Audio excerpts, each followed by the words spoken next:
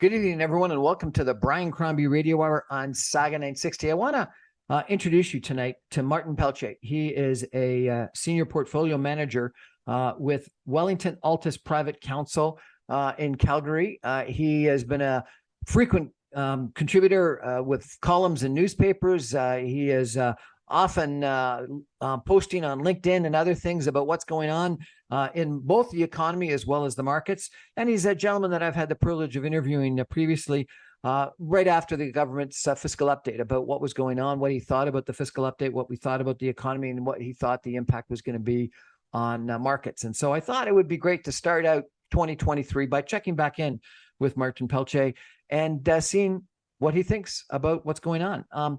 Mr. Pelletier, maybe I could start out by asking you about what happened last week. We had a jobs report come in that jobs were actually, I think, like 5 or 10-fold what economists had estimated, at the same time as the government, or at least the Bank of Canada, has been increasing interest rates, trying to slow the economy. And so some people said this is great because we're getting lots of jobs being created. Other people said, no, this is bad because we were trying to slow down the economy. And what this means is we're going to have to raise interest rates even more to slow down the economy. What's your assessment, sir?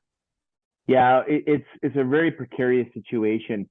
Inflation has been allowed to wreak havoc and to go uncontrolled for too long, and as a result, the Bank of Canada had to act quickly and with one of the fastest pace of rate hikes in its history.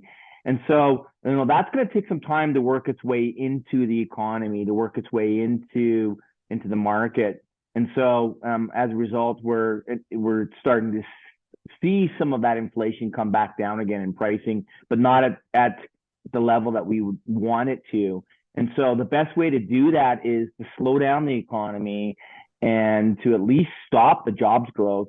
Because if you have uncontrolled jobs growth while inflation is still a problem, then you start to have wage hikes, and because people will demand to get paid more to offset the higher cost of living, and so that locks in the inflation problem and makes it worse. And so we're in a very difficult situation that the Bank of Canada has to deal with. And to be honest, I think the federal government is probably making the matters worse by not reining in fiscal spending.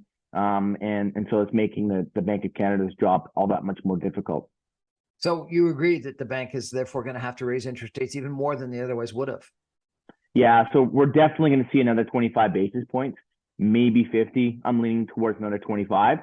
And so if you're a Canadian homeowner that's over-levered, or just an over-levered Canadian, because we run among the highest household debt in the world. I think we're ranked number 4th in the OECD. And so, these higher rate hikes, these higher interest rates it hasn't really sunk in yet. And I think it's going to sink in the first quarter of this year as we get past Christmas spending and people start looking at their visa statements and the mortgages mature and they have to renew and they're wondering what to do. It is going to have an impact. Now, you've been commenting quite a little bit that I've seen on the housing market in Canada. Is this therefore going to be even more negative for the housing market? Absolutely. I think so. The housing market's been like Teflon. It's been just incredibly strong. You have, we talked about this last time about the level of immigration coming into the country, and the lack of housing in certain areas, driving prices higher. I think we're in a holding pattern. I think a lot of on the speculation side, I think a lot of the housing speculators are thinking that rates are going to come back down again, and we're going to go back on the path that we were on previously, which means higher prices. I'm not buying into that. I think we're kind of in a pause before the storm, or like a tsunami. The water's gone out and the wave could potentially come in, and that means a flooding of debt is going to have to be dealt with. And so, if you're an individual that has the ability to pay down debt instead of spending it, probably not a bad time to do it. So there's been a couple of reports recently in the Toronto area that this is going to be a year with more condos coming to the market than sort of ever before. but yet a lot of people not able to make those final payments and close on their purchases. And so therefore assignment sales going up dramatically, and people worried about, people just not being able to make those final payments. And so therefore a flood of these assignment sales and condos on the marketplace. It almost seems like that will trigger an even bigger negative response. What do you think? Something has to happen. Either interest rates come down or asset prices come down, because at the current level of affordability, it's just not sustainable. So what I mean by that is you've had interest rates go up dramatically, okay, and you had asset prices not fall, and so to offset that to the same extent. And so something has to give, because if you look at supply versus demand and overall lack of affordability, and so you have to make that argument whether it's interest rates to come back down again, which we just discussed about high levels of inflation and jobs growth, or housing prices have to come down. I'm leaning towards the latter. I'm thinking that asset prices do have to come down. And in reality, if you think about it, if asset prices are lower and interest rates are still are higher, but albeit at, if you're paying a 4 or 5% mortgage, maybe that gets rid of some of the excess, some of the speculation, some of the excess leverage. And housing, in my opinion, shouldn't be an investment. It should be a house that you raise a family in, and so it's become an asset class to be speculated on in many cases, and that's probably going to come to an end if interest rates stay where they're at. Now, the stock market, has historically in the last couple of months come down, but it's coming back up again, is it not? Yeah, so we had a nice rebound to start the year here. It's led by the U.S., and they actually had a different jobs number than us. It disappointed. So, and the wage growth numbers are starting to show some improvement there in regards to coming back down. And then you had the ISM numbers show a slowdown. So markets we're excited about seeing some of the potential areas that could impact inflation come back down again.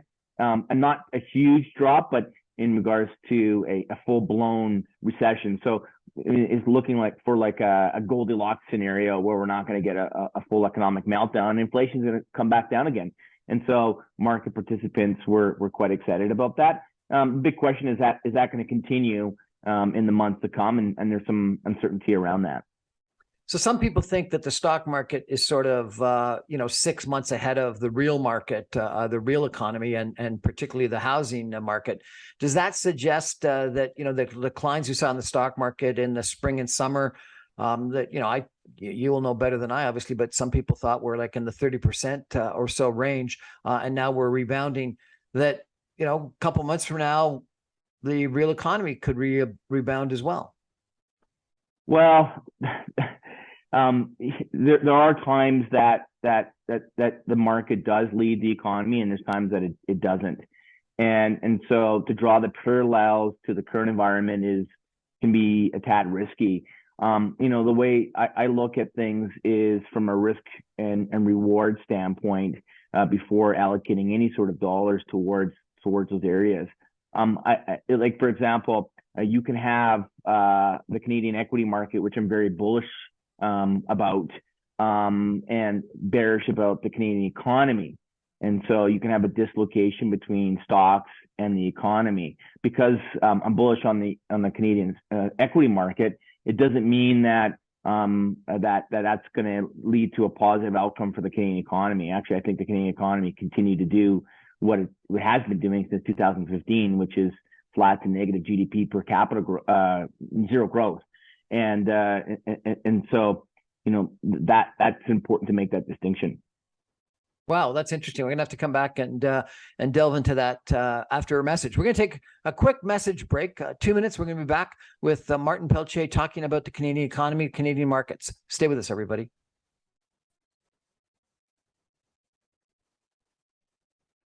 Welcome back, everyone, to the Brian Crombie Radio Hour on Saga 960. My guest tonight is Martin Pelletier. He is a director and portfolio manager with Wellington Altus Private Counsel. He's frequent contributor on in newspapers and on LinkedIn and blogs and presentations and speeches about what's going on with Canadian markets as well as the Canadian economy. Martin, you were saying something really interesting before the break. You said that you were bullish on the Canadian equity markets, but you were negative about the economy in Canada. How can those two exist? If the economy is doing so terribly, how can the equity markets do well? Well, great question. So if you're looking at, let's take a look at the largest components of the TSX, for example, and that would be energy and financials. Let's start with financials. The financials have it's an oligopoly. There isn't a lot of competition, and they have protective moats. Similar to telecommunications would be another component. And so they have big pricing power. And so what I mean by that is they don't have to aggressively compete against each other and reduce prices to get clients and to get growth, because they can collaborate and grow together and protect their profit margins. And so that's a very unique situation. And it's tough to argue that they can change, because we are a very, very large country with a small population base, and so that model tends to dominate that kind of environment.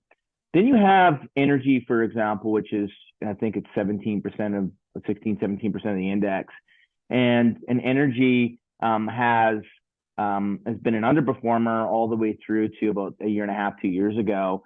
And now, because of the supply shortages and the imbalance between demand growth, we're seeing some strong pricing, and we're seeing a rebound in the energy sector. And so that's going to benefit the producing areas of the country, like Alberta, parts of BC and Saskatchewan, but not the rest of the country economically. And so you could see some economic disparity within the country, but as a country as a whole, when you blend it all together, you still have housing, which is a very, very large contributor to the country's economy, which is a non-producing asset, which you talked about last time. And so if that slows down, that should mean that the economy should not be doing a lot of good things as a whole. But as I just mentioned, you have financial services that are doing well. You have energy sectors doing well, and telecommunications that's doing well. You also said something scary, frankly, that you said that there was no real GDP per capita growth since 2015. Is that what you said? Yeah. Seriously? No per capita no. GDP growth in the last 7 years? No. And so some of that is currency related. So when they look at the measures, they measure everything in US dollars globally, so to make sure it's all on an even keel. So in US dollar terms, globally, against all of our peers, on a per capita basis, there has been no growth. And that's something that is very concerning to me as a Canadian, that we're cheerleading certain segments of the economy and not looking at the bigger picture. And another contributing problem is, again, we've got all in on real estate, which is when you put money into speculating on housing, it doesn't create anything. Whereas in the US and south of the border, when you have quantitative easing and low interest rates, that money found its way into technology companies, for example, and innovation and growth and disruption.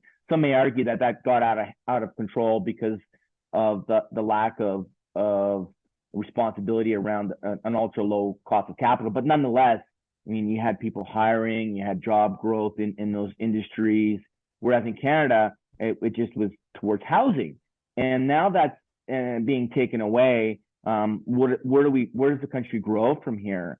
Certainly not energy. We had a meeting with Germany looking at LNG, and the Prime Minister directed it towards hydrogen or redirected. And so the Germans did a deal, I think it was Qatar, or I forget which nation, for LNG, and that was a huge missed opportunity. And so I think we need to take a look at the bigger picture, and where's the growth of this country going to come from, and can we compete, and how do we become more productive without having to rely on a low Canadian dollar to do so?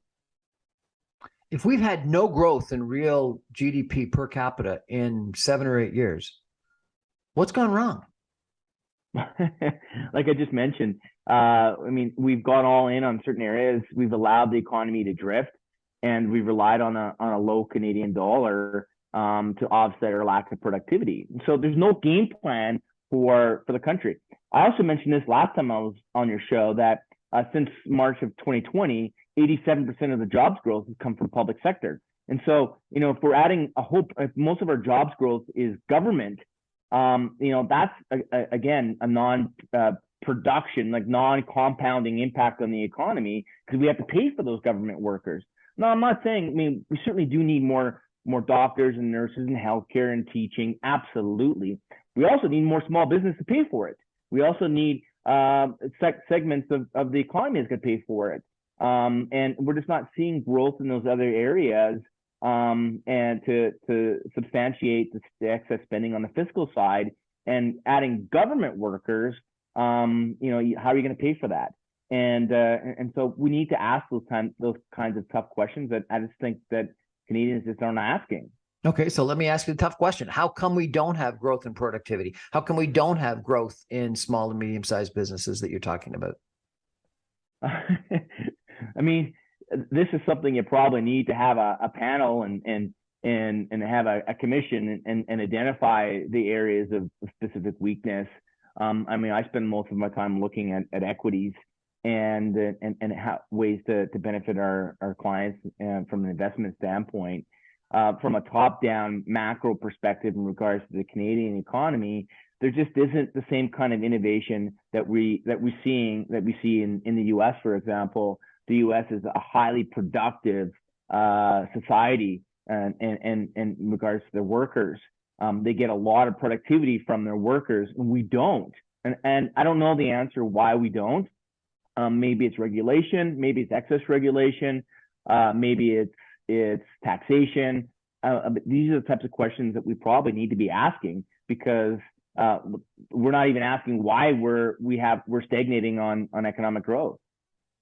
You said when we talked about the Bank of Canada and interest rate increases that the government is not helping from a fiscal standpoint. Why is the government not helping, and what do you think it should be doing?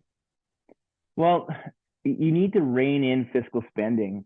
I think the main difference between previous cycles, and I've been watching this for a long time, is the reason why we never saw inflation until now, despite a record amount of monetary stimulus.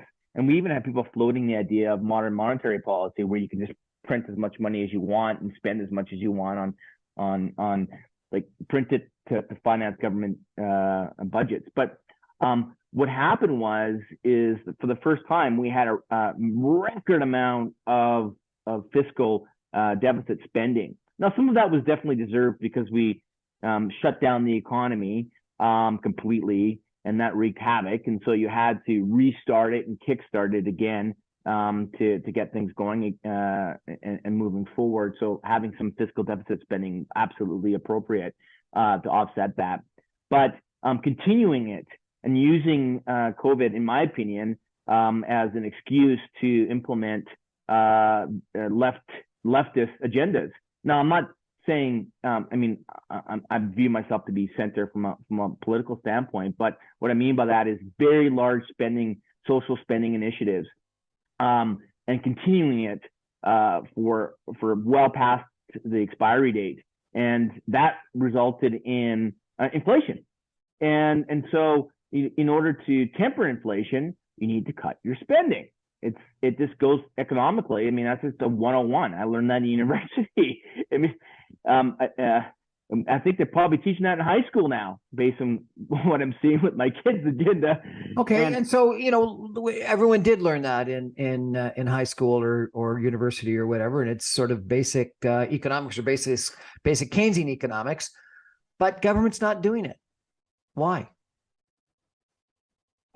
Well, because they've been given the ability to do the things that they've wanted to do. So think of it this way, like in Canada, if you look at debt, corporate debt is growing rapidly. It's higher levels than in the U.S. Again, it's appropriate in regards to the level of protection that they have with their oligopoly type of structure, so they can onboard more debt.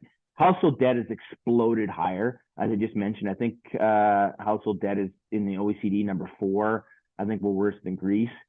And then the only other area that actually that was okay was federal debt.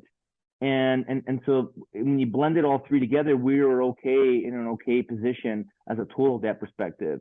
And so the government said, well, hey, we don't have a large amount of debt compared to other countries. And so we can spend more, and we should spend more because of this COVID situation. And we should spend more on climate change and other initiatives that we've always wanted to do. And we're going to do it. And so they had that wiggle room. Whereas if they had the same debt levels as households, for example, or corporations, they wouldn't have had the ability to do that because their debt servicing costs would have exploded higher with these higher interest rates. And so, we're just, I think that's how it's playing out federally. But I think that the statistic is something like there has been as much debt raised by the federal government in the last couple of years has been raised in all of Confederation. Yep. So they're, they basically have a HELOC that they're saying, hey, we haven't tapped into this yet, and we got to go buy all the things that we always wanted to buy. And they've gone on a spending spree. And so, I'm using the Liberals as an example because they have, their agenda. If it was another government in power with the Conservatives and they were still spending on what they wanted to spend on, I'd be saying the same, excuse my language, the same damn thing. Well, in the United States, you certainly saw during a Republican administration and a Democrat administration, huge spending by both the Conservatives and the Liberals in the United States. Not necessarily that would happen in Canada, but that's certainly the American experience. What you've described is that we're in a pretty challenging situation, and yet you're optimistic about Canadian equities. So that's fascinating. We're going to have to take a break for some messages and come back in just 2 minutes with Martin Pelletier. Stay with us, everybody.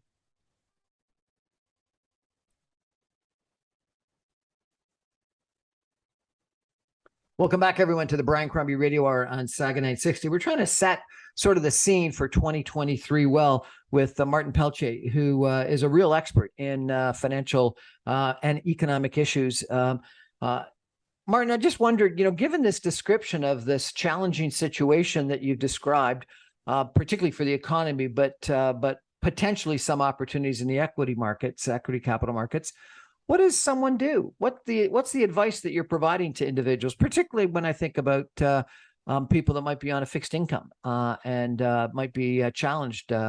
Give me some sense of some of the advice that you're providing to people, please. So this is where some good old financial planning is definitely required.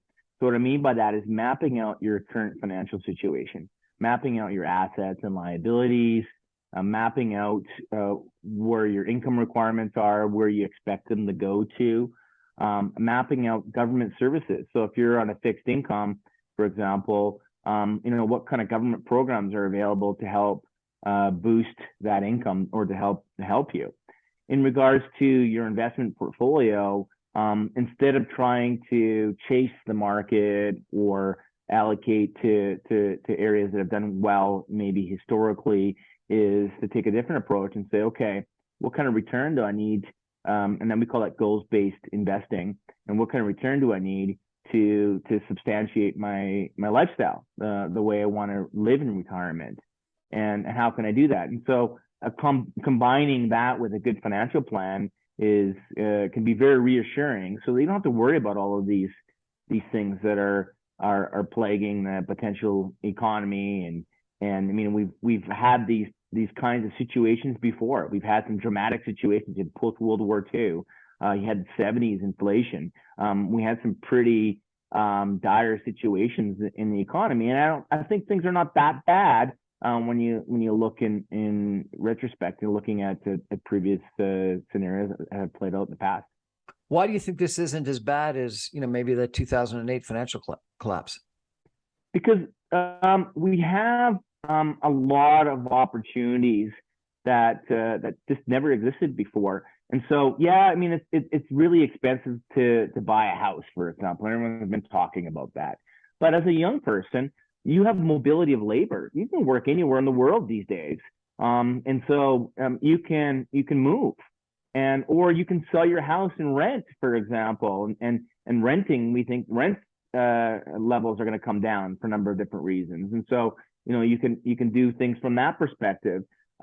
You can set up a family trust. You can do spousal loans. You can do a whole bunch of different planning techniques that were not available in the past to offer some downside protection. So and so that you can, if you're a retiree, live in comfort. And then we don't have the same kind of geopolitical risks that we're not in a Cold War scenario. We're not. You have the world's largest economy that was really tested in 2008, and it's in really strong. The U.S. economy is in a very strong position, despite all of the Canadian media reports of the nonsense going on politically. The U.S. is in strong shape, and that's good for the rest of the world, especially us in Canada. You say we don't have a Cold War. We've got a war going on in Ukraine, and for the first time in a long time, we've got people talking about as if we've got two major opponents worldwide, not only Russia but China as well, and that's led to issues about what do we do if they attack Taiwan? What if China stomps down more on Hong Kong? Does the geopolitical risk not equal what you saw previously? No, I mean we've had. I mean, look at Cuba and Russia, the Cuban blockade. You had U.S. and Russia was a powerhouse go head to head. There's nobody that matches or stands up to the United States at this point. Yes, there are. I'm not trying to downplay the situation in Ukraine. Absolutely, it's catastrophic. It's terrible, and it is creating all kinds of challenges globally with some inflationary pressures on energy. Unfortunately, we're having the hottest summer or hottest winter on record for Europe. That's helping matters there. But when we look at the bigger picture scenario, yes, China is becoming a problem, and there always have been other areas, but this certainly isn't an 2008 situation or a Cold War situation, in my opinion. Tell me a little bit about asset allocation. I had a conversation at a dinner a little while ago that was kind of confusing to me, and I really would appreciate if you could help me. They were saying that for a lot of life insurance companies and pension funds, their equity returns had gone down, so their equity allocation had declined, and because of that, real estate and alternative investments had gone up, so they had to sell down that, and they were saying that real estate as part of a portfolio was about 10%, and then they said, but in personal, it's even far worse, because when you think about your personal asset allocation, real estate sometimes ends up being more than 50% of what you've invested in. And so when you think about the pension funds and the life insurance companies that have got 10% and it may be above 10%, so they got to sell it down, people should be really selling down their exposure to real estate. Tell me how I think through asset allocation, both from an institutional standpoint and a personal standpoint. Great question. And so there's been a big move on the institutional side towards private assets. And that's understandable because what happened is that the equity valuations in public markets were so stretched, there wasn't a lot of opportunities from a reward standpoint versus risk. And so if you look at price to equity, price to earnings multiples and EV to EBITDA multiples, valuations for the greater part of the last, especially in the U.S., 8 years have been very, very high. And so, and you have very low interest rates. And so the fixed income wasn't a good alternative as well. And so these institutional investors moved their assets into private markets. And you would get because of the lack of liquidity, you can't sell these readily and you're locked in. They would move more and more. You get a higher return potential, and they move more and more capital into those markets. And so that's been a very large area of growth. And tell everyone what private markets are. Is that real estate, or is that real estate and other stuff? A whole bunch of things. So it could be infrastructure, for example. So you could be investing in building roads with governments, or building a transit, or you could be investing in real estate as well too, private real estate, whether it's corporate, probably, Blackstone has invested in residential real estate, for example, in the U.S. as well too. So it's a private asset class. So what I mean by that is not listed on public markets or on an exchange, that you have a mark-to-market value that you can liquidate said asset on. And so that's been a big area of growth for these pension plans. For private investors, they have real estate exposure, but that's their house. And again, I would separate your house from your investment portfolio. Yes, there are those, and there are firms in Canada that have gone all in on investing in private assets. And I have a problem with how they're being marketed as they call it a low correlation to the public markets. So if you have an ETF portfolio, which is in the TSX or the S&P 500, you'll have a firm come and say, hey, invest in private markets because, stocks go down, your privates don't go down, they'll make money. And that's not necessarily true. The assets do move together. It's just when you're not listed on an exchange, they're not marked to market. So you don't actually get to see the value of it. So for example, think of it, your house. You have no idea what your house is worth. And if it was listed on an exchange, it may drive you nuts because you'll see huge swings up and down. But just because it's not marked to market doesn't mean that it isn't moving up and down. You're just not seeing it. And so, and as a result, the reason why I'm saying this is because this last year, a lot of these private investments haven't been marked to market. But if you look at a comparable on an exchange, they are down significantly. So you have some public mix or public REITs, for example, that are down 25 to 30%. And you have private mortgage investment corps and private real estate investment trusts that are not down. And so there's a dislocation there. And so the institutions get that. The institutions absolutely get that. Private investors do not.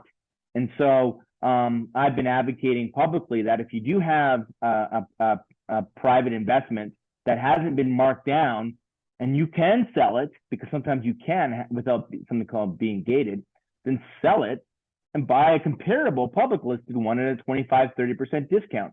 So that's what I mean by asset allocation, is looking at the public versus the private, where the prices are, where the valuations are, and have a manager being able to help make those shifts.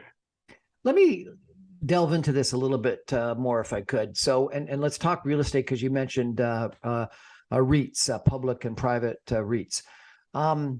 I had a conversation with someone who said, Brian, there isn't really a difference between the private and the public marketplace. It's just that the private marketplace hasn't caught up to where the public marketplace is yet. If interest rates have gone up, and so therefore cap rates have come down in the public marketplace, they will as well in the private marketplace. It's just that people haven't recognized it yet.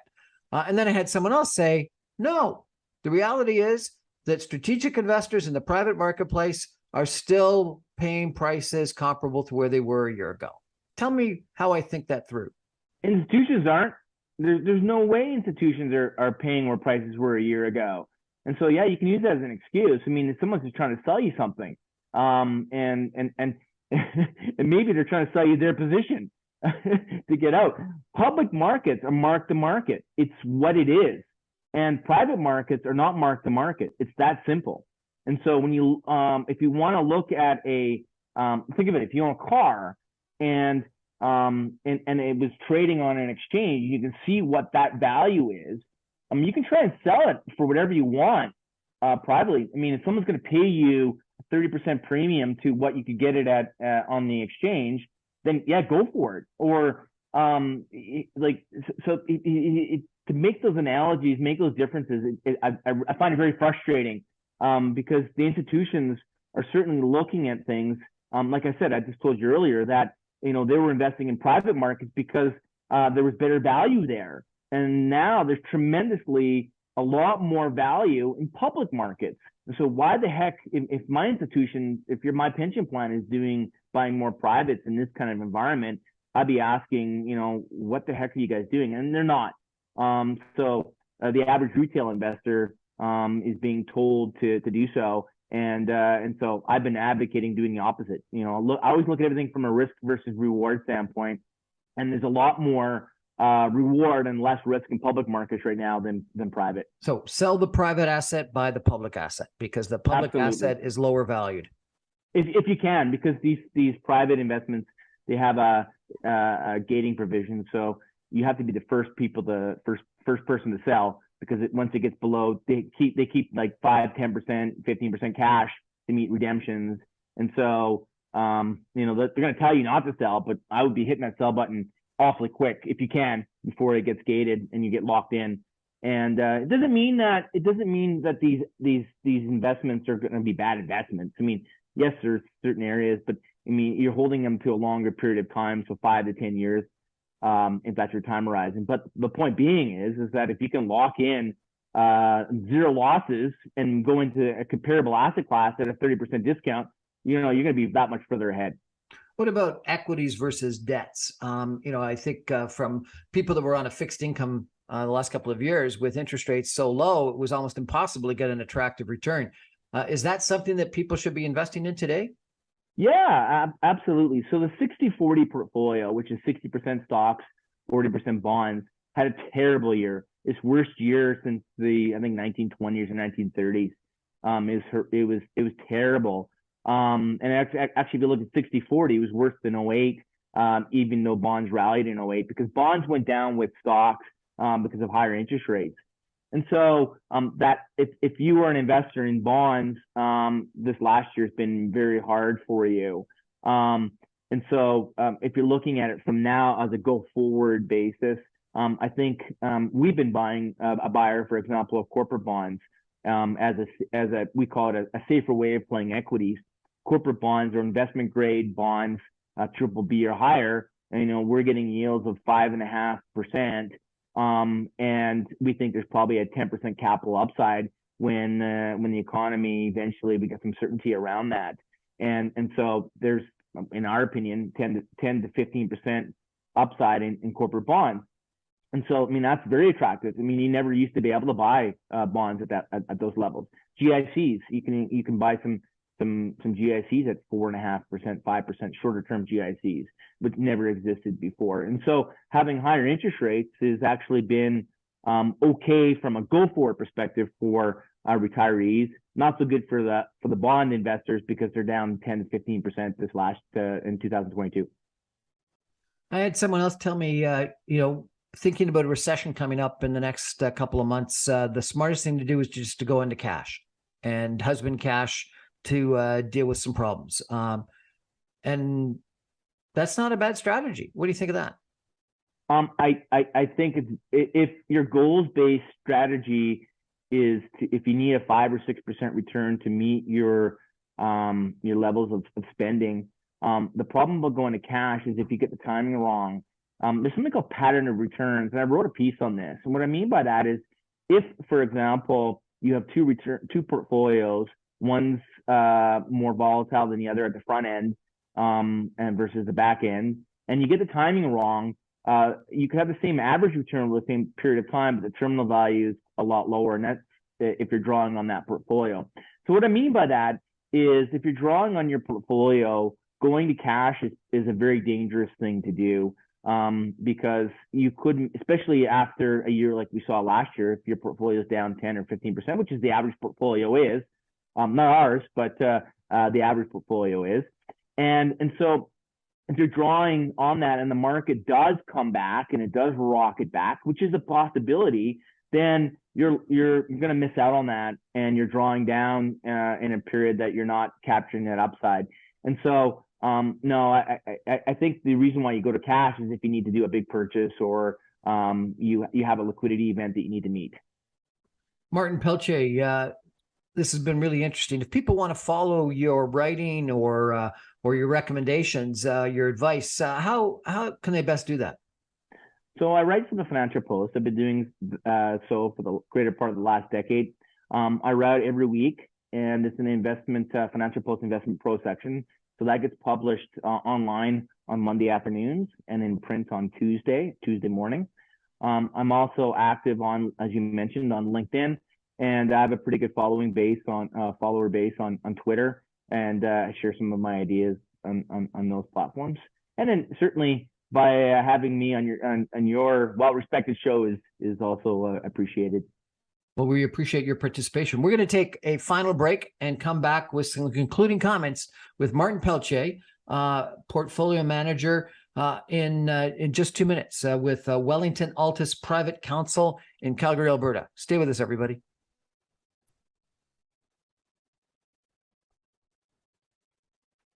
Welcome back, everyone, to the Brian Crombie Radio Hour on Saga 960. Our guest tonight is Martin Pelletier. He is a portfolio manager with Wellington Altus Private Council. As he mentioned, he publishes in the Financial Post on a weekly basis. He's active on LinkedIn and Twitter. And I've enjoyed following you, Martin. I really appreciate your ongoing commentary. So thank you so much. What about some ideas, some specific ideas about how we can make money this year? Any ones that you want to recommend? Absolutely. So the U.S. dollar, I wrote about that in my latest Financial Post column. I think the U.S. dollar has peaked. I think as a Canadian, if you have too much U.S. Stocks and too much U.S. dollars, it's a good time to repatriate some of that back home and look at the TSX. We like the TSX because of the energy weighting. We think financials are okay. I think a lot of the debt and mortgage risk is offloaded to CMHC, which is a whole different discussion. So I like the TSX. So you like the Canadian dollar versus the U.S. dollar? I do. Yeah. I would be, we are exchanging some back again. The piece I wrote about was looking at 2000 to 2008, the U.S. dollar fell this against a basket of global currencies by 30%. And so it's important to have, not have some of that risk in the portfolio. So having some more Canadian dollars in the U.S. is probably not a bad thing. Bonds, as I mentioned, are probably not a bad area to look at that we've been adding to.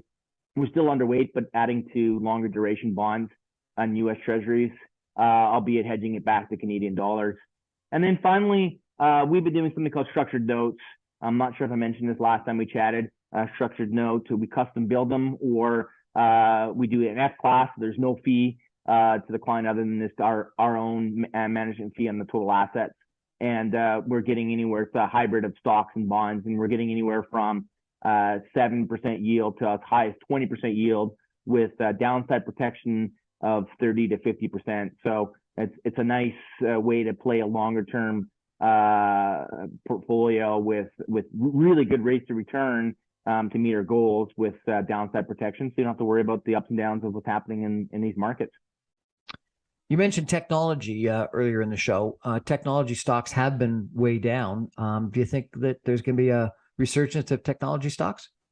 And that's the other thing I wrote about in my piece about the U.S. dollar. I think there's a lot of analogies to 2000. Because they're down, we like to look at things from a reference standpoint. And we historically and say, wow, I own Tesla at this price. And now it's down to here. Maybe I should buy some. We try and avoid all of that. We try and look at the expected value going forward. Another piece I wrote about, and a book I highly recommend by Annie Duke called Quit, the power of knowing when to quit and having a sell discipline. And she was a world poker champion. She made $4 million in earnings. And she talked about how we tend to anchor and we take gains too early and we wait to extreme losses. And so, instead of putting all of that aside, take a look at the forward outlook. And there's some severe challenges in the technology sector simply because interest rates, if they do stay at 4 or 5%, a lot of the business models just don't work. And so, yes, there are some opportunities, the Microsofts and the Amazons and the Apples and the Alphabet, but beyond that, there's better opportunities, in our opinion, in other areas of the market. This is interesting. You're referencing a book about poker, and you're saying that what she says is that we take wins too quickly and we're too slow to get out of losses. Yeah, and so what we mean by that is we something called loss aversion. So we tend to take greater risk to avoid taking a loss than we do when we're ahead of the game. So either playing 21 at the card or playing poker and you make $2,000. It's like, okay, I'm taking my money away. I'm walking away. Whereas the impact of losing $2,000 is greater than the feeling that you get from making $2,000. And so you'll take greater risk to get that $2,000 back when that's irrelevant. You should just look at it from a present moment standpoint and measure all of the factors that are driving your decisions. And for example, if you're at a poker table and you have some really good players at the table and you're not in your flow state, then you should walk away regardless of whether you're down X amount or up X amount. And the same thing can apply to the market, is taking the emotion out. It's not gambling, but looking at the pure numbers and the expected value going forward and ignoring what happened the last 12 months and saying, okay, would I buy this now? And if the answer is yes, then you don't sell. Martin Pelletier, thank you so much for joining us and telling us a little bit about what's going on with the Canadian economy and the markets. And it sounds like you're pretty negative on the Canadian economy. You're pretty negative on the housing market. You're negative about how government is actually dealing with the situation. But that said, you're positive about the Canadian currency, and you think that there is some opportunities in the equity capital markets in Canada, particularly the TSX that is overweighted to resource and financial services, and I guess telecommunications. So that's fascinating. Interesting review of the markets. Thanks so much. Appreciate it. You betcha. Thank you for having me. Good luck in 2023. That's our show for tonight. Thanks for joining us, everybody. We'll have to check in with Mr. Pelletier again in a couple of months and see what's going on. I remind you, I'm on every Monday through Friday at 6 o'clock on 960 AM. You can stream me online, even from Calgary, at www.saga960am.ca. All my podcasts and video casts are available on LinkedIn, on Facebook, on Instagram, on YouTube, and all the podcasts on Audible, Speakeasy, Apple, etc. Thanks for joining me, everybody. Martin, really appreciate it. Good night.